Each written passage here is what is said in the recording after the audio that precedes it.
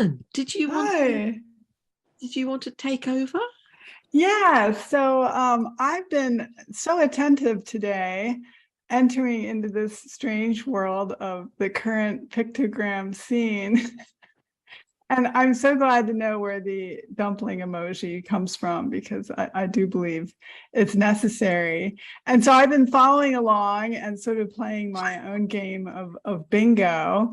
And one of the things I was looking for today was a really good definition of symbol. And I felt that that Vijanti gave it. And Vijanti said, symbols are a compact form of meaning. And I thought that was really fantastic. And given what a long day it is, I am going to do a very compact parade of symbols through our day. And I want to just sort of give a call out to each of the amazing speakers who presented, and starting with the amazing Emily Orr, who is speaking from the amazing Cooper Hewitt Smithsonian Design Museum, which is the home of this incredible archive of the work of Henry Dreyfuss and the many people who he collaborated with, and sort of the birthplace now and the keeping place of this great archive.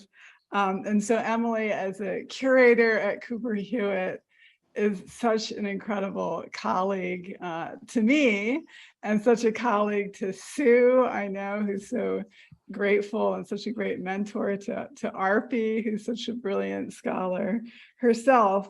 And so the Symbol Sourcebook is itself an archive, and then Cooper Hewitt has this archive to support it. And it's so much more than that book, right, which is this final edited thing, but the actual process of creating the archive is so much more than that.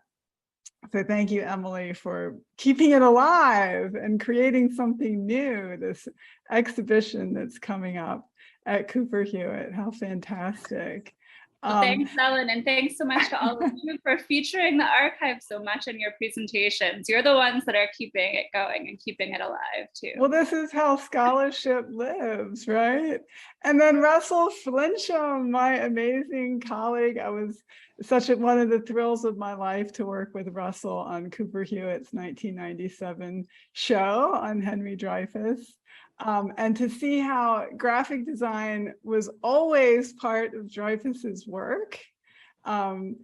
Russell showed us these amazing, corporate commercial logos that Dreyfuss created. But of course, Dreyfuss also created Joe and Josephine, who were like graphic symbols and tools of how to design space for people. And those tools continue to evolve with new generations interpreting, what a standard body is. So thank you, Russell, for your legendary scholarship. It's so cool. And Arpi has been working at Cooper Hewitt, working with Emily and studying this material and contributing to this exhibition that you all are going to create. And I just love the idea of this handle for a John Deere tractor as a sort of nexus and touch point for this world of symbols, that something so seemingly insignificant is so full of thought and precision and capital investment. And I love that this is going to be one of the symbols of your exhibition. And there's so much you can do with Dreyfuss and controls and making them tactile and making the shapes have different meanings. It's just really fantastic. So this image to me represents the interface of things, right? Not the internet of things, but the interface, and how graphic design and physical objects have this incredible connection with each other. And then Sue, what a thrill to meet you and to see your scholarship and to see what you're discovering in this fantastic archive at Cooper Hewitt. So you took us deep into the cabal of the pictographic schemers of the late 60s and early 70s, the infighting, the jealousy. I can see like a whole new season of Succession dedicated to the pictograph makers and their petty jealousies and so forth. And it's all in print in 10-point Courier with handwritten notes, some of it on pink paper, right? What could be better than that? So that is super exciting. Ihari, in your work to sort of discover this incredible figure of Philip Reagan, who, as not an inner cabal of the icon, I was not familiar with his work, and wow, how fantastic. I feel like here in his voice, in that beautiful clip that you showed, we got an answer to another question that I was looking for in my icon bingo, which is why pictograms, right? And Vibo was questioning, do they even work? Why do we need them? And I felt in the voice of this young man back in the past, and he said, why pictograms? Because to explain something abstract like economics, you need to have abstract characters that are not infused with race or sex or gender, right? It's everybody's house, it's everybody's money, it's everybody's planet. And I thought that was just the most eloquent justification for the pictographic ethos. Truly fantastic. I was utterly just taken away with Vibo's discussion of the 1964 Tokyo Olympics, and to kind of reground them in actually a national desire for Japanese identity. I know that's all very complex and the politics are complex.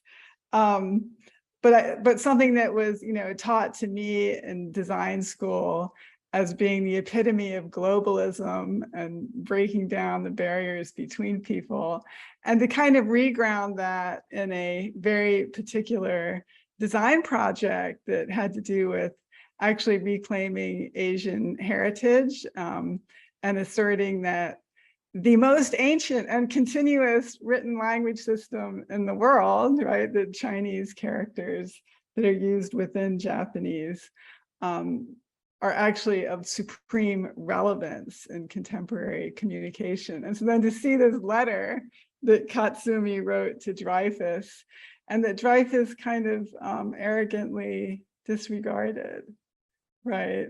So thank you so much for bringing that conversation to light. That was super fascinating. And then to learn about Margaret Mead's role in all of this, and there are some incredible women who are in the background here, Marie Neurath, of course, and Margaret Mead, the typographer Margaret Calvert, incredible icon designer. So that was super interesting.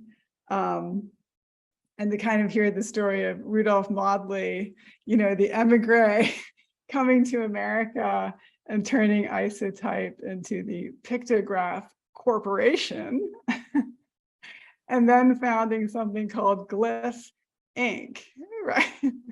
It's such an American solution to the problem. So not glyph.edu or glyph.org, but Glyph Inc., and attempting to really compete in the pictograph marketplace with the likes of Henry Dreyfuss.